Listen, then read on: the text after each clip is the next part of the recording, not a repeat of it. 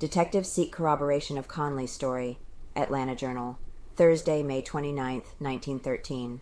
They declare that they are anxious to get at the truth of the murder case, regardless of who is guilty. Little, if any, credence is placed by the city detectives in the theory of the officials and employees of the National Pencil Factory that Mary Phagan was killed by James Conley, the newro sweeper, and that his motive was robbery. The detectives have accepted as true Conley's second affidavit, in which he swears that he wrote the notes found by Mary Phagan's body, and that he did so about 1 o'clock on the day of the murder, at the dictation of Superintendent Leo M. who is now under indictment by the grand jury. However, they are somewhat puzzled by the discrepancies in the time of certain occurrences as sworn by Conley and testified at the coroner's inquest by other witnesses. Harry Scott, the Pinkerton detective who is working with the city detectives on the Phagan murder case and who developed the fact that Conley could write, notwithstanding his denials, declared that the shortest route to a complete solution of the mystery is to bring the Negro Conley and Superintendent Frank face to face. He says the Negro insists that he is anxious and willing to confront Mr. Frank with his story, and that if Mr. Frank and his attorneys agree, they, Conley and Mr. Frank, will be brought together to discuss the truth or falsity of the Negro's declarations. Thursday afternoon, the detectives will put Conley through another vigorous interrogation, and it is said will question him as if they are convinced that he committed the murder. Failing to bring out any further incriminating admissions from him, they will, it is said, dwell upon what appear to be the weak points in his second affidavit. Sure, he wrote notes. The detectives are satisfied that Conley wrote the notes, which he admits writing. They consider the handwriting of these notes identical with specimens written by Conley Wednesday, photographs of which were reproduced by the Journal Wednesday afternoon. No doubt is entertained by the detectives concerning Conley's admission that he was hiding in the pencil factory on the morning of the murder, for they claim to have corroborated thoroughly from other witnesses certain incidents which occurred at the factory that morning, as detailed by Conley. The Negro must have been there in order to observe these incidents, the detectives assert. That portion of Conley's latest statement, which the detectives so far have been unable to corroborate, and in which the Negro's declarations directly conflict with the testimony of inquest witnesses, concerns his alleged visit to Superintendent Frank's office on the day of the murder. Observed time 12:56.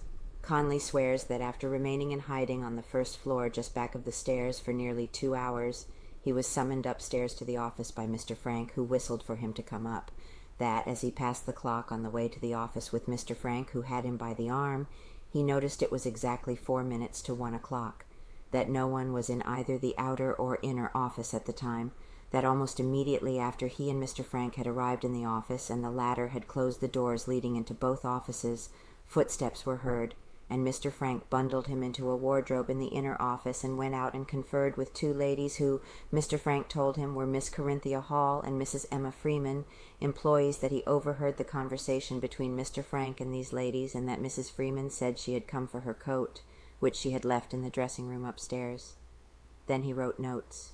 Conley swore that when these ladies left the office, which was within a minute or 2 after they arrived, Mr. Frank followed them out and was gone for about a minute, after which he returned and, closing the doors of the offices, left him, Conley, out of the wardrobe and dictated the 2 notes to him, saying he wanted a sample of his handwriting, that Mr. Frank was very much excited at the time, that he kept running his hands through his hair and remarking in an undertone, supposedly to himself, "Why should I hang when I've got rich relatives?" That after the notes were written, Mr. Frank pulled out a cigarette box and handed it to him, that when he opened the box he found it contained $2.50, that he called Mr. Frank's attention to this, and the latter told him to keep it, saying, "You are a good boy. I'm going to send these notes to my mother in Brooklyn, NY, who is rich, and who will probably send you something." According to Conley's second affidavit, he then was escorted to the stairs by Mr. Frank.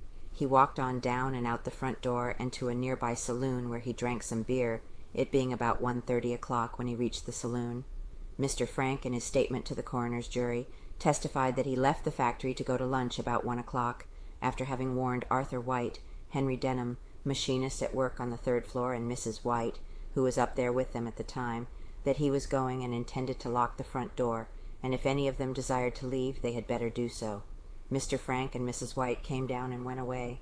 In her testimony at the inquest, Miss Corinthia Hall, one of the young ladies the Negro Conley swears came into the office while he was in hiding in the wardrobe, stated that she and Mrs. Freeman left the factory about 11:45 on the day of the murder, that they were there but a few moments, that when they arrived Mr. Frank was standing in the office door, and that a stenographer and Mrs. White were inside the office, that when she and Mrs. Freeman went upstairs to get the latter's cloak, Mr. Frank called to her to tell Mr. White that his wife was downstairs awaiting him, that she delivered the message, and Mr. White came downstairs to see his wife, that up on the 3rd floor she found Mrs. May Barrett and Messrs. White and Denham. Conley swears in his second affidavit that Mrs. Barrett came downstairs before he was called up to the office, that she wore a certain kind of dress, and that she stopped just inside the street entrance to remove some money from a pay envelope, which she transferred to her handbag. Seek corroboration. Thursday morning the detectives planned to obtain affidavits from Miss Hall and Mrs. Freeman concerning the conversation which they held with Mr. Frank in his office on the day of the murder. This was done with a view to corroborating, if possible, what the Negro Conley says he overheard. The detectives took the position that if these ladies corroborated Conley's account of what transpired, then that there could be no doubt that he was hidden in the office as he claims to have been. Such corroboration, they hold, would establish the truth of Conley's statement. After reviewing the evidence given by Miss Hall at the inquest, the detectives Thursday afternoon admitted they were somewhat puzzled concerning the discrepancies in time as stated by Conley and Miss Hall. They offer no explanation of the further discrepancy in the statements of the two as regards the presence in the office of Mrs. White and the stenographer during the visit there of Miss Hall and Mrs. Freeman. Discussing the case Thursday morning, Detective Chief Lanford declared that he was investigating every possible theory and every phase of the evidence presented. He said he was not shutting his eyes to any fact, but was earnestly endeavoring to establish the truth or falsity of every conclusion reached. "I am not trying to make a murderer," he said. "I am doing my best to clear up a murder mystery and to establish beyond the question of doubt the guilt of the person who committed the murder." Police Chief Beavers also declared that the investigation was not being conducted with a view to fixing responsibility on some particular individual. "What we desire to do is convict the real murderer, be he white or black," said the chief. Notwithstanding the apparent discrepancies in the Negro Conley's affidavit as compared to the testimony of the inquest witnesses, the detectives are not included to change their theory. They will, it is said, during Thursday afternoon put Conley through another interrogation with a view to clearing up the weak points in his statement, and while doing so the detectives will, it is said, make another effort to ascertain if Conley knows more about the murder than he has heretofore admitted. Theory of factory employees. At variance with the theory of the detectives is the theory of practically all of the employees of the National Pencil Factory, who have always maintained that Superintendent Leo M. Frank is innocent. The factory employees charge the crime now to the Negro Conley, theory of crime. To a Journal reporter, 3 officials of the place, Assistant Superintendent Herbert G. Schiff, E.F. Holloway, timekeeper, and N.V. Darley, general foreman, outlined their very plausible theory of the crime. "The fact that Conley was in the building for several hours on the fatal Saturday must be granted," said Mr. Schiff. He told how Mr. Holloway came down the steps and went to the front of the building during the morning to talk with a peg-legged Negro employed by a certain glass company. Mr. Holloway, who did not see Conley but who says that he might easily have missed him in the darkness of the first floor, corroborates the statement that he talked to the peg-legged Negro. Conley told just how Miss Mattie Smith came up to the office, and now she came down, talking to Mr. Darley about her sick father and the mistake in her pay envelope, and how he told her that he would fix it up all right next week. All of this corroborated by both Mr. Darley and Miss Smith. Conley has described the dress of Miss Smith, and she says the description is correct. Now the theory of the crime we entertain is simply this. Conley came in, following Miss Smith, and expected to rob her as she came down with her money. When Mr. Darley happened to come with her, Conley gave up his attempt, but continued to wait there in the darkness. Later he saw little Mary Phagan come in and waited until she came down. Then he grabbed her and tried to get her purse. A scuffle by the elevator ensued, and the Negro knocked the girl down the elevator shaft. He quickly followed her, going down by the trapdoor. He found her cut and bruised and unconscious. Then he tied the cord around her neck and choked her to death. He wrote the notes himself, and then he pulled the staple off the rear basement door and left the place.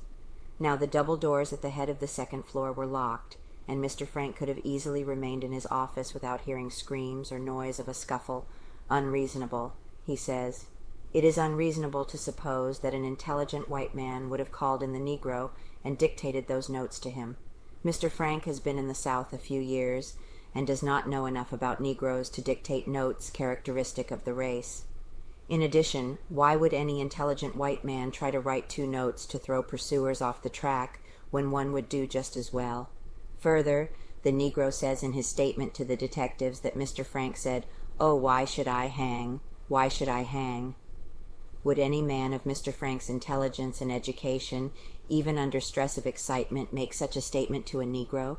Mr. Schiff points out that Mary Phagan's purse and her pay envelope have never been found, and declares that this fact adds to the plausibleness of the robbery motive.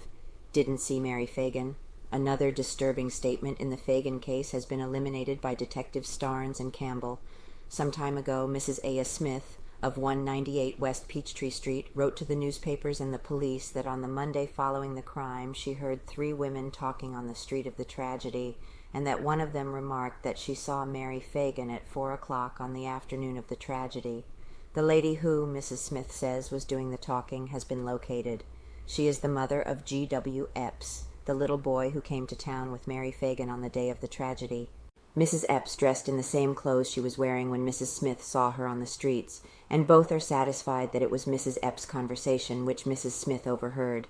Mrs. Epps says, however, that Mrs. Smith misunderstood her, and that she did not see Mary Phagan on the afternoon of the tragedy.